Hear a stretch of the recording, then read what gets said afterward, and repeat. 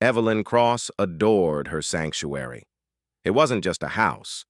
It was a testament to years of quiet diligence, a private haven carved out of the bustling city. The jewel of this haven was her pool, a shimmering expanse of azure that often felt like an extension of her own calm soul.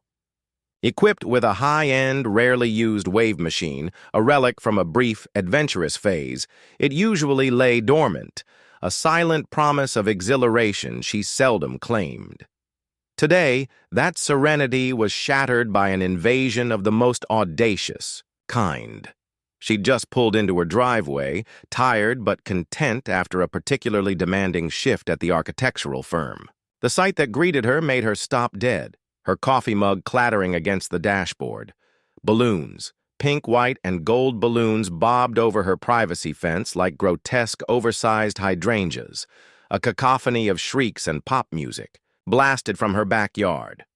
Her backyard. A cold, hard knot formed in Evelyn's stomach. This wasn't a mistake. This was deliberate. She slammed the car door, her professional composure dissolving into a furious disbelief. As she rounded the side of her house, the scene revealed itself in all its garish glory. Her meticulously manicured lawn was littered with cheap plastic champagne flutes and discarded gift wrapping. Her elegant patio furniture was draped with tacky white tulle and pink sashes. And there, in the center of it all, was Veronica Thorne. Veronica, the queen bee of their high school, now a bride-to-be, stood by Evelyn's pool, holding court. She wore a ludicrously elaborate white dress, clearly a bridal shower ensemble, not an actual wedding gown, and a tiara that seemed to mock the very concept of good taste. Around her, a dozen women, equally loud and gaudy, splashed in Evelyn's pristine water, their laughter echoing like shattering glass. Evelyn felt a tremor run through her, a mix of pure rage and utter bewilderment. How? How did Veronica even know about her house? They hadn't spoken since graduation, 20 years ago, and even then, their interactions had been limited to Veronica's casual disdain and Evelyn's quiet avoidance. This was beyond audacity. It was a declaration of war. She marched onto the patio, her footsteps heavy with indignation. The music, a particularly grating pop anthem, seemed to vibrate in her bones. What in God's name is going on here? Evelyn's voice, usually calm and measured, was now a low, dangerous growl. The music suddenly cut out, plunging the scene into an abrupt silence. All eyes, wide and startled, turned towards her. Veronica, who had been mid-sentence, her hand gesturing dramatically, slowly swiveled. Her perfect, Botoxed face crumpled in surprise, then quickly reformed into a mask of feigned innocence. "Evelyn, is that really you?" Veronica trilled, a saccharine sweetness in her tone that grated on Evelyn's nerves. "My goodness, you've barely changed. Still as quiet as ever, I suppose." A dismissive flick of her wrist accompanied the slight. "Quiet?" Evelyn stepped closer, her eyes blazing. "You're throwing a full-blown party in my backyard, in my pool, without my permission, and you call me quiet." She gestured wildly at the glitter-strewn water, the strewn garbage. "This is trespassing. This is vandalism."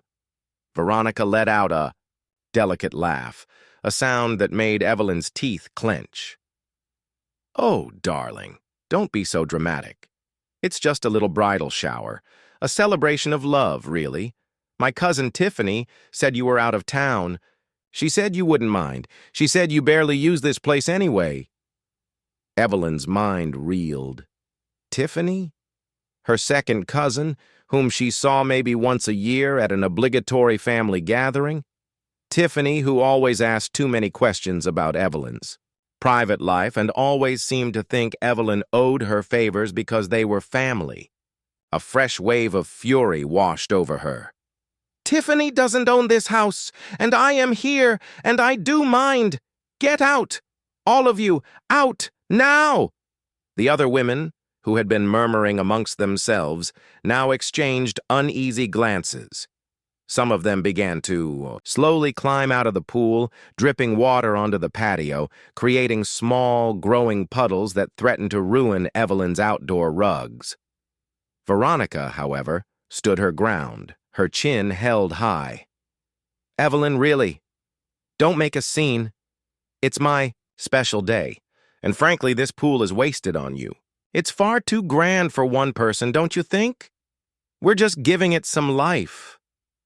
Her eyes scanned Evelyn, taking in her work clothes, her slightly mussed hair, a faint sneer playing on her lips.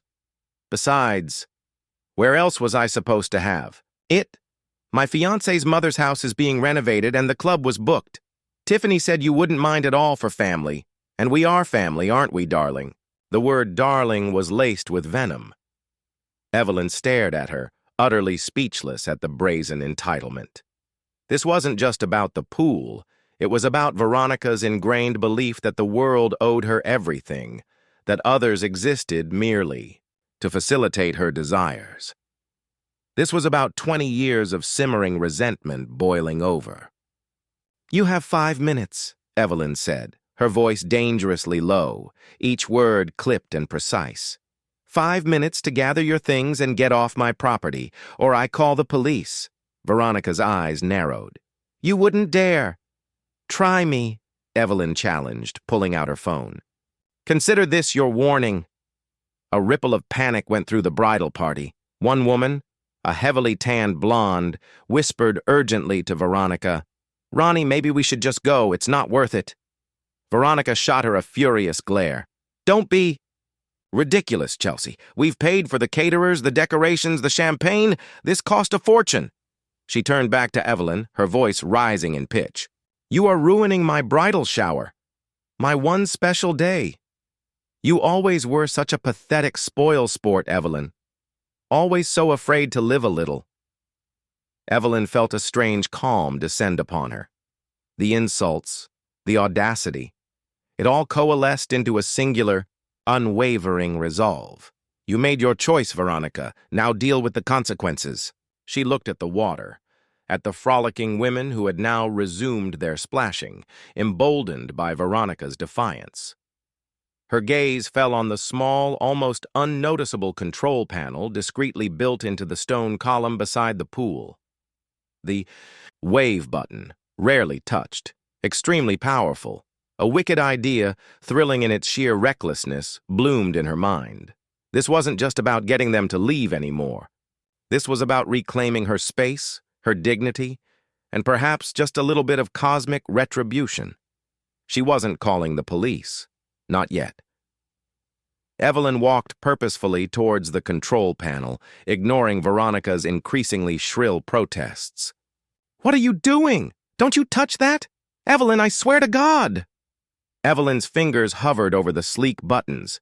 The instruction manual, long forgotten in a dusty drawer, had mentioned a demonstration mode for the wave machine, a setting that unleashed its full, unadulterated power for a brief, terrifying burst. She recalled reading about it, half amused, half appalled by the sheer force it could generate. It was designed for thrill seekers, for testing the structural integrity of a pool, not for playful splashes. She pressed the on button. A low, almost imperceptible hum started from beneath the pool deck. The women in the water, oblivious, continued their games. Veronica watched Evelyn, a smug, contemptuous smirk returning to her face. "See? She's all talk, no action, just like always." Evelyn's finger moved, hesitating for only a fraction of a second, then pressed the max power button. The hum deepened, vibrating through the stone patio. It escalated into a guttural rumble that seemed to emanate from the very earth beneath their feet. The water in the pool began to stir, imperceptibly at first. Then small ripples appeared, growing larger. "What was that?" Someone shrieked from the pool, her voice barely audible over the now thrumming machinery. The ripples transformed into gentle swells, then into distinct rolling waves. The air grew heavy, charged with anticipation. The women in the pool gasped, their laughter dying on their lips, replaced by nervous giggles. "Whoa, this is cool. It's like a real beach," one of them exclaimed, still not understanding the imminent danger. Veronica, however, her eyes suddenly wide, was no longer smiling. She stared at Evelyn, a dawning horror on her face. "What have you done, Evelyn? Turn it off!" Evelyn didn't respond. She simply watched, a grim satisfaction twisting her lips. The waves grew, gathering momentum, rising higher and higher. The sound was now a roar, a monstrous gurgle as the powerful pumps worked overtime, churning the water into a frothing, surging maelstrom, a towering wall of water, a glittering champagne-pink tidal wave erupted from one end of the pool. It surged forward with unimaginable force, bearing down on the unsuspecting bridal party. A chorus of piercing screams rent the air. The wave hit. Bridesmaids, their hair piled high, their flimsy dresses soaked, were lifted off their feet like rag dolls.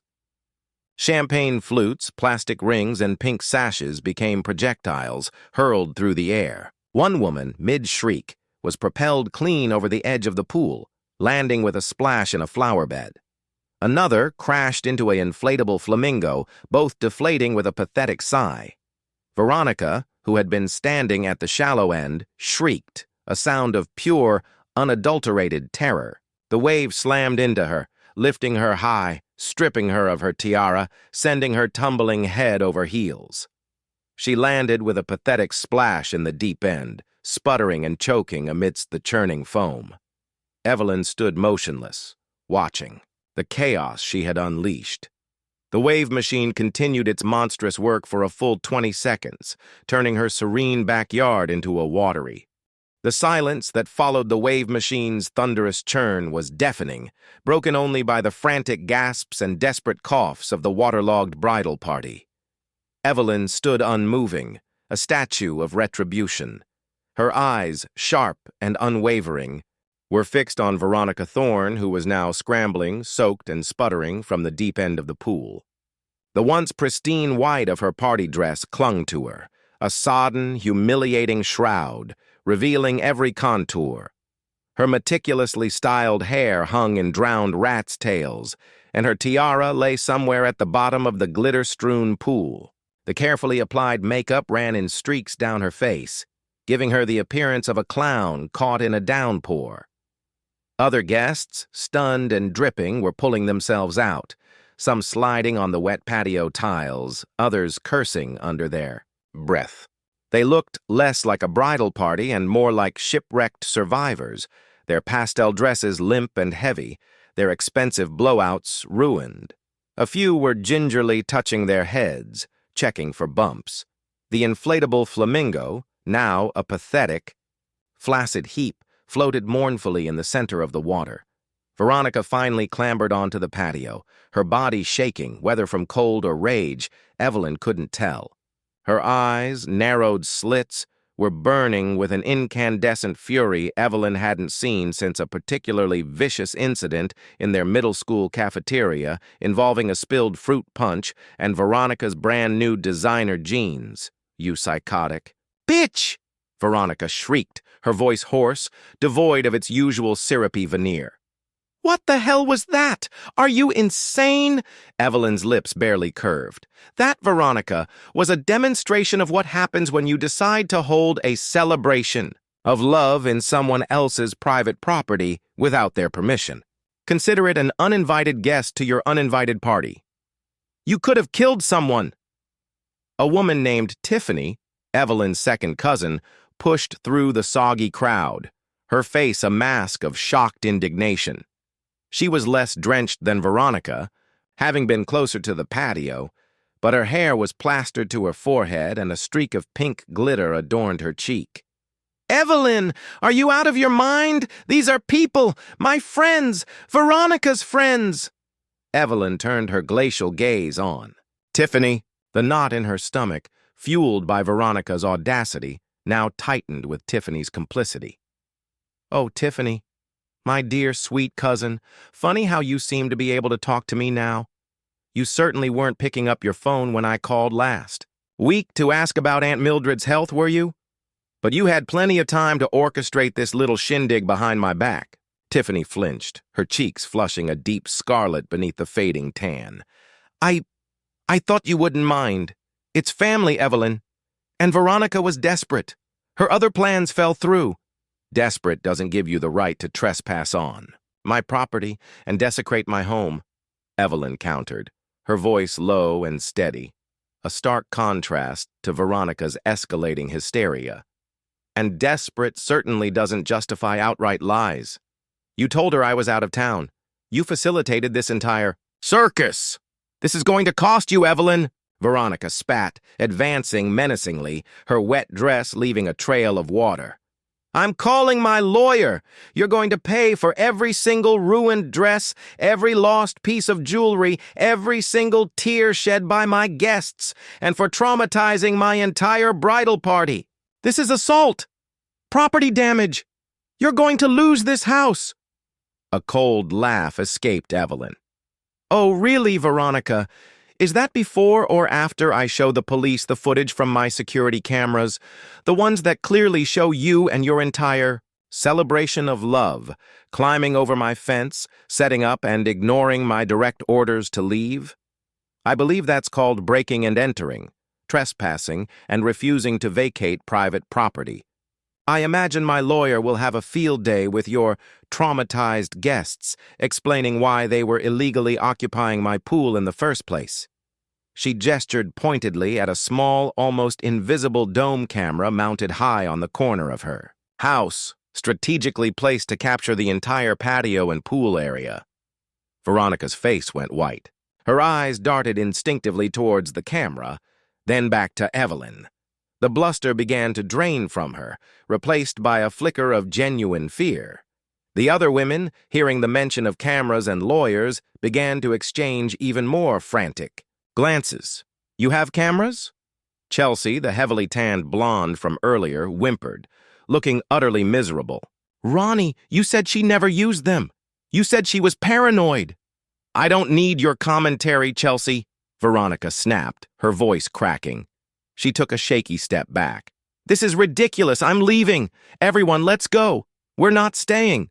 Another second in this lunatic's house. The command, usually potent, now fell flat.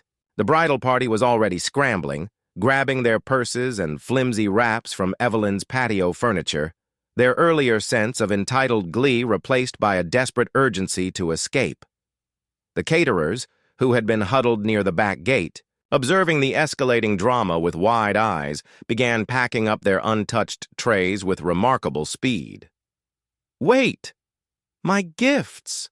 Veronica suddenly remembered, her eyes darting towards the pile of brightly wrapped boxes near the outdoor kitchen. My bridal shower gifts! We can't leave those! Evelyn remained impassive. Consider them compensation for the property damage. And the emotional distress of finding a flash mob in my backyard? You wouldn't dare! Veronica started towards the gifts, but Evelyn subtly shifted her stance, blocking her path. Try me, Evelyn repeated, her voice soft but laced with iron. You have what you came for, a memorable bridal shower. Now evacuate. Tiffany, seeing the rising tension and the real threat in Evelyn's eyes, stepped forward cautiously. Evelyn, please.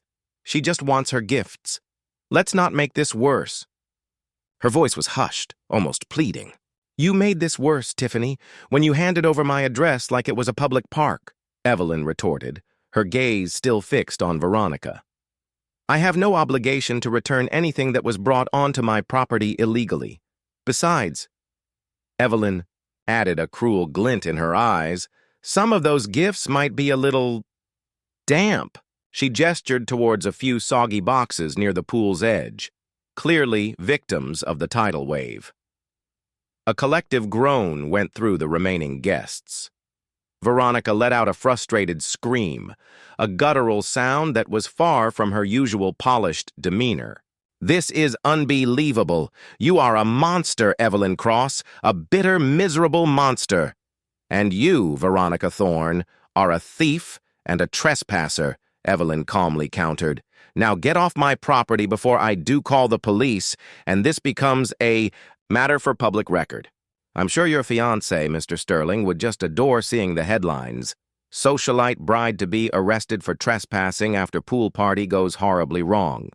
The mention of her fiancé, a prominent, albeit notoriously image-conscious businessman, seemed to hit Veronica harder than the wave itself. Her face contorted with a mixture of fear and humiliation. She knew Evelyn wasn't bluffing. The thought of a scandal tainting her perfectly curated engagement was clearly a fate worse than death. "Fine," Veronica snarled, her voice barely a whisper. "But you haven't heard the last of this, Evelyn. You will regret this. I promise you, you will regret this day." She turned on her heel, almost tripping over her wet dress, and stormed towards the gate, her remaining dignity shattered. The other women followed, a procession of bedraggled, disgruntled individuals, muttering amongst themselves. Tiffany lingered for a moment, her eyes pleading with Evelyn. "Evelyn, I'm so sorry. I really didn't think—" "Save it, Tiffany." Evelyn cut her off, her voice devoid of warmth. "You knew exactly what you were doing, and you exploited our vague family connection to do it. Don't expect to hear from me again. Not unless it's a cease and desist letter." Tiffany paled, a tremor passing through her. She mumbled something inaudible and scurried after the departing group, leaving Evelyn standing alone amidst the wreckage of her afternoon. The music was off. The shrieks had ceased, but the air still hung heavy with the scent of cheap perfume, chlorine, and the faint, lingering metallic tang of champagne. The sun, once a beacon of peace, now illuminated the chaotic aftermath. Scattered glitter, discarded, ribbons, an overturned table, and the still-churning filter system working overtime to clear the water of debris. Evelyn surveyed the scene, the initial surge of satisfaction replaced by a hollow ache. Her sanctuary was violated. The quiet peace she so cherished was gone, replaced by the ghost of a party she never wanted. She knew, with a certainty that chilled her to the bone, that Veronica's parting threat was not an empty one. This was far from over. This was only the beginning. The lingering scent of cheap perfume and stale champagne clung to Evelyn's backyard like a shroud, a phantom reminder of the invasion. As the last of Veronica's bedraggled brigade disappeared through the gate, Evelyn stood amidst the wreckage, a strange cocktail of righteous indignation and weary emptiness swirling within her. The initial rush of triumph, the primal satisfaction of seeing Veronica humbled, was now replaced by the cold, hard certainty that this was merely the prelude to a much larger storm. Veronica Thorne did not forget, and she certainly did not forgive. Evelyn spent the next hour systematically dismantling the remnants of the unwanted party. Each pink streamer she pulled down, each glitter-encrusted napkin she tossed, felt like an act of cleansing. The damp gifts, abandoned in Veronica's hasty retreat, were carefully gathered. Most were ruined, their elaborate wrapping paper disintegrating into soggy pulp. A few, miraculously, were still intact inside their waterproof bags. Evelyn set them aside, a grim monument to the afternoon's absurd events. She knew she couldn't keep them, but she certainly wasn't going to make it easy for Veronica to retrieve them. The pool filter hummed tirelessly, slowly but surely clearing the water. Of the last vestiges of glitter and debris, Evelyn watched it, a metaphor for her own attempts to restore order to her shattered peace. By the time twilight painted the sky in shades of bruised purple and orange, her backyard was almost back to its pristine state, save for the faint, shimmering residue of glitter on the patio and the slight dampness of the lawn where bodies had landed. She retreated inside, the silence of her home suddenly oppressive. The quiet sanctuary she had always cherished now felt tainted. She poured herself a glass of wine, her hands still trembling slightly, and collapsed onto her living room sofa. The image of Veronica's contorted, terrified face as the wave hit played on a loop in her mind. A small, dark part of her still savored it. But the larger, more pragmatic part knew that joy would be short-lived. Her phone buzzed, startling her. It was Mark, her business partner, his name flashing on the screen. She debated ignoring it, but then decided against it. Mark was direct, grounded, and often had a way of cutting through the emotional fog. "Hey," she answered, her voice sounding raspy even to her own ears. "Evelyn? You sound like you just ran a marathon." Mark's calm voice came through. "Everything okay?" She hesitated, then sighed. "No, Mark. Everything is decidedly not okay. My house was invaded this afternoon."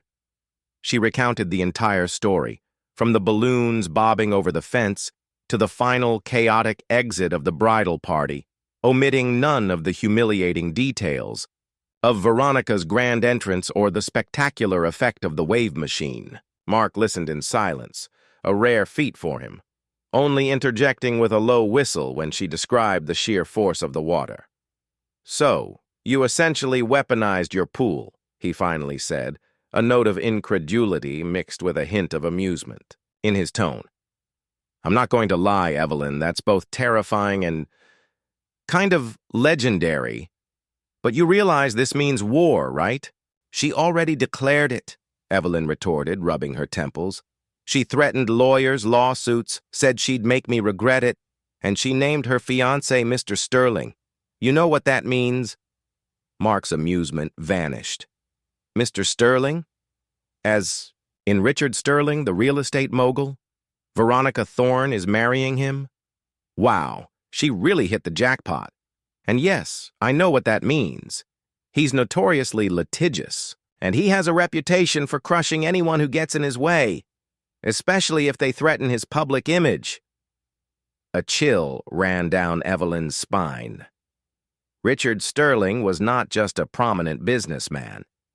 He was a titan, known for his ruthless acquisition tactics and his iron-fisted control over his public narrative. A scandal involving his future wife, particularly one that painted her as a trespasser and him as associated with a lunatic homeowner, would be something he would obliterate with extreme prejudice. "What do I do, Mark?" Evelyn asked, the weariness creeping into her voice.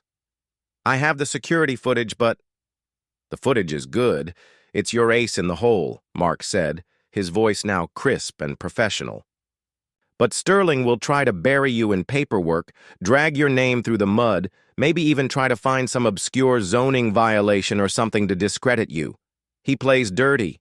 You need to be proactive." "Proactive how?" "First, lawyer up. Immediately. Get someone who specializes in property law and ideally defamation. Someone who isn't afraid to go toe-to-toe with Sterling's team. I have a contact, Sarah Jenkins. She's a bulldog, and she enjoys a good fight." "And second?" "Second, you lay low.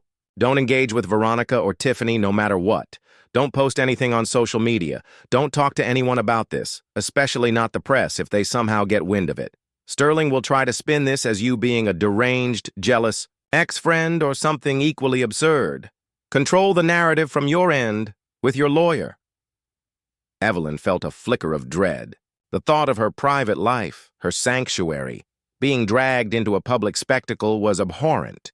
She valued her privacy above all else, but Mark was right. She had to fight. "Okay," Evelyn said, taking a deep breath. "Set up the meeting with Sarah Jenkins for tomorrow. Early." The next morning, the first sign of Veronica's promised retribution arrived not from a lawyer, but from the local newspaper. Evelyn, still half asleep, nearly dropped her coffee mug when she saw the headline splashed across the front page of the City Chronicle. "Bride-to-be's celebration disrupted by neighbor from hell. Socialite's dream shower turns into watery nightmare." The article, clearly fed by Veronica or one of her sympathetic guests, painted Evelyn as a reclusive, bitter woman, unhinged and deranged. It described Veronica and her guests as innocent victims of an unprovoked attack by a psychotic neighbor. There was no mention of trespassing, no mention of the uninvited nature of the party. The wave machine incident was framed as a malicious, dangerous act, almost an attempted drowning. The article even included a blurry, watermarked photo, clearly taken from a distance, showing a few blurry figures being splashed. It carefully avoided showing any setup or the full extent of the party. Evelyn felt a cold fury unlike anything she had experienced. The audacity, the outright fabrication, the brazen attempt to weaponize public opinion against her. She knew this was Sterling's influence. His money and power were already at work, manipulating the story, turning her into the villain. Just as her anger reached a boiling point, her doorbell rang, a persistent, aggressive chime. Evelyn strode to the front door, her heart pounding. Through the peephole, she saw not a delivery person, but a gaggle of reporters, microphones extended, cameras flashing, their faces eager and predatory. One of them, a persistent young woman, with a cheap suit and an equally cheap smile, shouted through the door, "Ms. Cross! Ms. Cross! Can you confirm you intentionally assaulted the bridal party yesterday? Is it true you held them hostage and stole their gifts?" Evelyn stood frozen, the newspaper still clutched in her hand, its inflammatory words burning her skin. They were already here.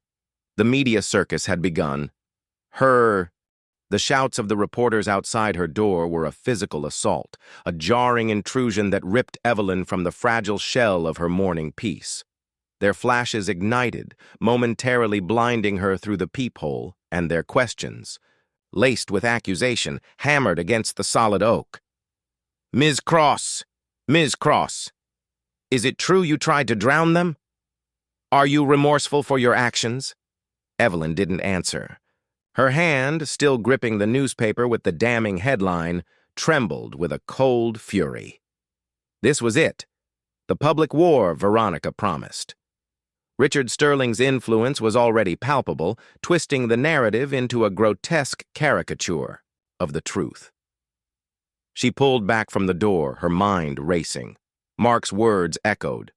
"Lay low. Don't engage." She immediately called Mark, her voice tight with suppressed rage. "They're here, Mark. Reporters. At my door. And the City Chronicle. Just called me a neighbor from hell who tried to drown Veronica and her bridal party." Mark's tone was grim. "Damn.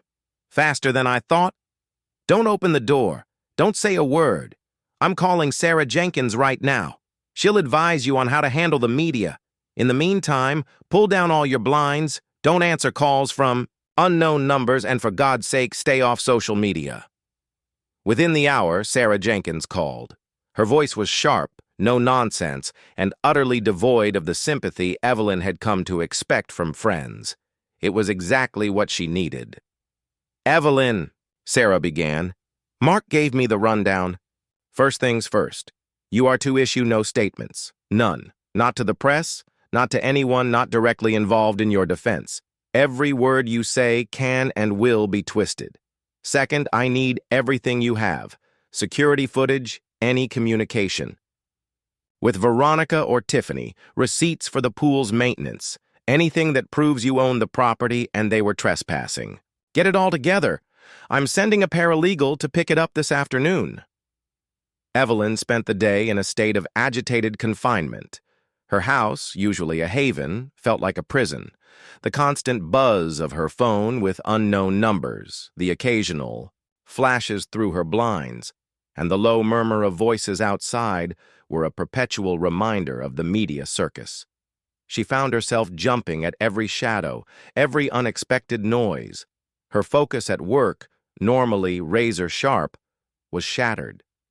She couldn't concentrate on architectural drawings when her mind was replaying Veronica's triumphant sneer and the chilling implications of Sterling's power. Online, the situation was even worse. Mark, defying his own advice for Evelyn, sent her a few screenshots of social media comments. Hashtags like "Us Pool Party Psycho" and "Bridezilla Brawl" were trending. The comments were a vicious torrent. "What a bitter old hag. She deserves to lose everything. She clearly has mental issues. Good for Veronica for standing up to her." A wave of nausea washed over Evelyn. This wasn't just about a pool party anymore. It was about her reputation, her livelihood, her very sanity being publicly dissected and condemned. Then came the formal letter. A crisp, cream-colored envelope, sealed with a prestigious law firm's crest, arrived via registered mail. Evelyn opened it with trembling hands. It was a cease and desist letter demanding the immediate return of stolen property, the gifts, compensation for emotional distress and physical injury, and a public apology for defamation and assault. It was signed by Richard Sterling's legal team, a formidable force known for their aggressive tactics. It was a declaration of total war. The meeting with Sarah Jenkins the next day was a stark dose of reality. Sarah, a woman with piercing blue eyes and a no-nonsense bob, reviewed Evelyn's security footage with a grim expression. The footage was undeniably clear. Veronica's guests climbing over the fence, the setup of the party, Evelyn's arrival, her demands to leave, and then the spectacular, undeniable eruption of the wave. Sarah nodded slowly, a faint smile playing on her lips. This, Evelyn, is gold, pure gold. It completely refutes their narrative of an unprovoked attack. It shows clear trespassing and your attempts to de-escalate before the hydraulics took over. Evelyn felt a flicker of hope. So we fight back? We don't just fight, Evelyn, Sarah said, leaning forward, her eyes gleaming with a predatory glint. We counterattack. This letter from Sterling's firm is aggressive, but it also gives us an opening. They've framed it as a public issue. We will use that to our advantage. Just as they were strategizing, Evelyn's phone buzzed. It was Tiffany. Evelyn almost ignored it, remembering Sarah's advice, but a strange instinct told her to answer. She put it on speaker, motioning to Sarah. Evelyn? Oh my God, Evelyn, you have to help me. Tiffany's voice was a panicked sob. Veronica found out. She found out I told you about her other party plans falling through. She's telling everyone I sabotaged her, that I set her up. What are you talking about, Tiffany? Evelyn asked, feigning ignorance, exchanging a glance with Sarah. The catering bill, the one for the country club. I accidentally left it in her bridal shower card when I dropped off her gift. She found it. She's furious.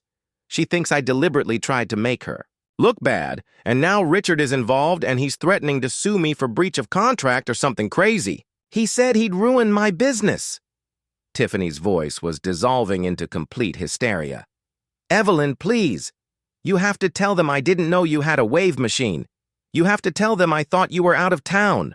I just wanted to help Veronica, I swear. Sarah Jenkins leaned forward, her eyes fixed on the phone. She subtly raised a hand, signaling Evelyn to keep Tiffany talking. So, you're saying Veronica had other plans? For a party she paid for? Evelyn pressed, her voice calm. Yes, the country club!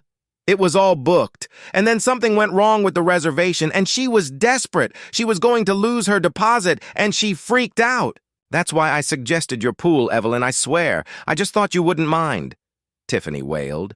And you have proof of this country club booking? Receipts? Emails? Sarah's voice, though quiet, was sharp enough to pierce Tiffany's panic. There was a moment of silence on Tiffany's end, then a sniffle. Yes, I have some emails, and a text from Veronica freaking out about it. Why? What does it matter? It matters a great deal, Tiffany, Sarah interjected, her voice suddenly booming with authority. This changes everything. Your desperation for Veronica, combined with Sterling's reputation for ruthlessness, paints a very different picture. Evelyn Cross is facing a libelous smear campaign and a frivolous lawsuit. If you want any hope of protecting yourself from Sterling's wrath, you will provide us with every single piece of communication regarding Veronica's original party plans and the cancellation. Immediately, you're going to help us prove that Veronica Thorne was not an innocent victim, but a desperate, entitled bride who knowingly trespassed on private property because her own plans fell through, and she needed a free venue. And we're going to expose her and her fiancé's manipulative media tactics. The phone line went silent for a moment. Then Tiffany's voice, A hesitant whisper came through. You mean you can make this stop? For me? For both of us, Evelyn said, looking directly at Sarah, a new resolve hardening her gaze. The game had just changed. The predator was now potentially the prey. The email from Tiffany arrived less than an hour after her frantic phone call. A treasure trove of frantic texts from Veronica, booking confirmations for the country club, and a string of increasingly desperate emails detailing the unraveling of her original bridal shower plans. Sarah Jenkins reviewed the evidence with a triumphant smirk. "This," she declared, tapping a particularly irate text from Veronica to Tiffany, "is the key to turning the tide. It shows premeditation, desperation, and a clear intent to use Evelyn's property without permission. No longer are they innocent victims. They're calculated trespassers." Evelyn felt a surge of relief, followed by a quiet resolve. The fear that had gnawed at her for days began to recede, replaced by a steely determination. This was no longer just about defending her home. It was about exposing the truth, about reclaiming her narrative from the manipulative grasp of Veronica Thorne and Richard Sterling. Sarah moved fast. She drafted a comprehensive countersuit, outlining not only the trespassing and property damage, but also adding charges of defamation and harassment against Veronica Thorne, and, crucially, against Richard Sterling for orchestrating the malicious media campaign. She included compelling stills from Evelyn's security footage, showing Veronica's guests scaling the fence and setting up the party, contrasting them sharply with the City Chronicle's doctored images. Tiffany's communications were meticulously organized, providing irrefutable proof that Veronica knew her actions were unauthorized. The lawsuit was formally filed the following morning, and Sarah ensured a strategic leak to a rival newspaper, known for its investigative journalism and its less-than-friendly relationship with Richard Sterling's empire. The next day, the Metro Dispatch exploded with a new headline: "Millionaire mogul's fiancé faces trespassing charges after bridal. Shower fiasco exposed. Security footage reveals premeditated invasion of private property." The article was a brutal exposé. It detailed Veronica's failed country club plans, her frantic search for a free venue, and Tiffany's unwitting complicity. It quoted excerpts from Tiffany's provided texts, highlighting Veronica's explicit instructions to keep the pool party a secret from Evelyn. The security footage stills, clear and damning, were plastered across the front page, showing the reality of the invasion, not the fabricated victimhood. The Metro Dispatch even included a sidebar contrasting the City Chronicle's initial biased report with the newly revealed facts, effectively discrediting Veronica's media offensive. The public reaction was immediate and ferocious. The tide of social media turned with dizzying speed.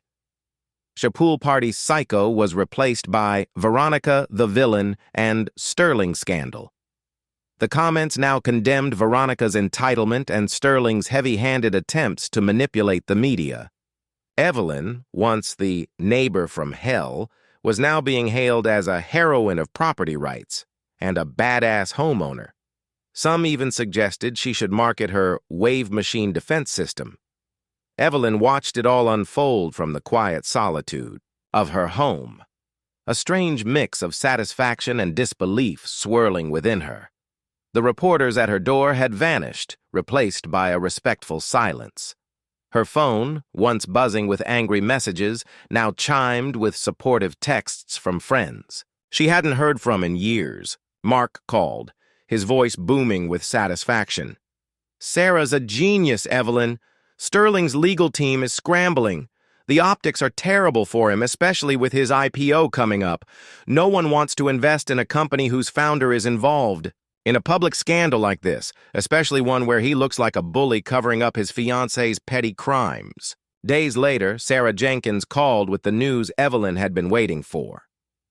"They're dropping the lawsuit," Sarah announced, her voice flat but with an underlying current of triumph. "Sterling's lawyers contacted us. They want to settle, quietly." "Settle?" Evelyn asked. a hint of suspicion in her voice. What kind of settlement?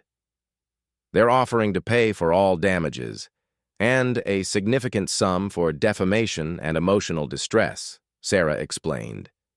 They're also demanding a non-disclosure agreement from you, preventing you from ever discussing this publicly again.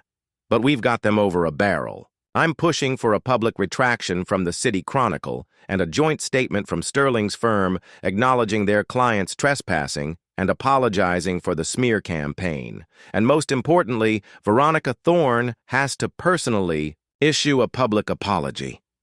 Evelyn leaned back in her chair, a slow, satisfied smile spreading across her face. Veronica Thorne has to apologize? Publicly? That's the sticking point for them, of course. Sarah chuckled. But they're desperate. The bad press is hurting Sterling's business, and Veronica's reputation is in tatters. No one wants to be the entitled bride who crashed her cousin's pool and got drowned by a wave machine before her wedding. A week later, a terse, heavily worded apology from Veronica Thorne appeared on the social media pages of the City Chronicle, the Metro Dispatch, and several online gossip sites. It was a thinly veiled statement, clearly drafted by lawyers. But the key words were there. Deeply regrets any misunderstanding, unauthorized use of private property, and sincere apologies to Ms. Evelyn Cross for the distress caused. Richard Sterling's firm issued a similar, equally clipped statement, retracting previous claims and acknowledging the trespass. Evelyn watched the news unfold, sipping a cup of tea on her now truly serene patio. The glitter was gone. The quiet had returned. The pool shimmered under the afternoon sun, a silent, powerful guardian. She had her peace back. More than that, she had her dignity back. Veronica Thorne, who had always glided through life on a cloud of entitlement, had finally faced real consequences. Her meticulously crafted image, and by extension, a part of Sterling's, had been publicly shattered by a single, powerful wave. It was a sweet, satisfying victory, and Evelyn knew, with a quiet certainty, that the only thing Veronica would remember from her bridal shower was the bitter taste of public humiliation.